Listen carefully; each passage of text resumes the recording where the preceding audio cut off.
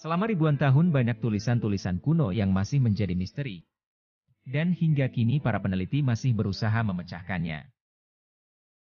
Beberapa di antaranya mungkin adalah penemuan yang mencengangkan. Pasalnya beberapa literatur kuno dianggap sebagai tulisan tak biasa. Bahkan ada beberapa tulisan yang diyakini ditulis oleh iblis. Salah satunya adalah Kodeks Gigas. Kodeks Gigas adalah buku misterius yang pada masanya diyakini memuat semua pengetahuan manusia.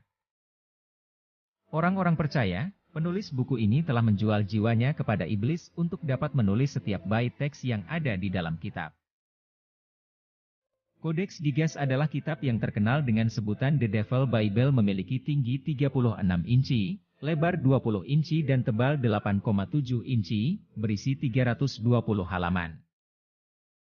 Namun pada suatu waktu 10 halaman terakhir telah dipotong. Peneliti memperkirakan dibutuhkan 160 lembar kulit hewan untuk membuatnya. Kodeks Gigas sendiri dibuat oleh seorang biarawan dengan nama Pena Hermann Insulsis di Bohemia selama beberapa dekade di abad ke-13. Alkitab Iblis disebut sebagai ensiklopedia pengetahuan abad pertengahan. Kodeks Gigas merupakan manuskrip abad pertengahan terbesar di dunia. Kodeks ini juga dikenal sebagai kitab suci setan karena ilustrasi dan legenda penciptaan setan pada kitab tersebut. Kodeks Gigas diperkirakan dibuat pada awal abad ke-13 di Biara Podlazic, Bohemia. Kini Republik Ceko. Biara itu dihancurkan sekitar abad ke-15 akibat revolusi Husita. Catatan di dalam kodeks itu berakhir pada tahun 1229.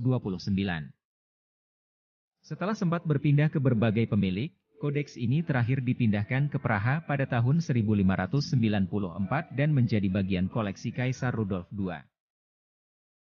Apa yang membuat Alkitab Iblis ini menjadi objek menarik adalah cerita di balik pembuatannya. Menurut legenda, penulis kodeks ini adalah biarawan yang melanggar aturan biara, sehingga dihukum dikurung dalam tembok hidup-hidup. Untuk menghindari hukuman kejam ini, ia berjanji akan membuat buku dalam satu malam untuk memuliakan nama biara selamanya.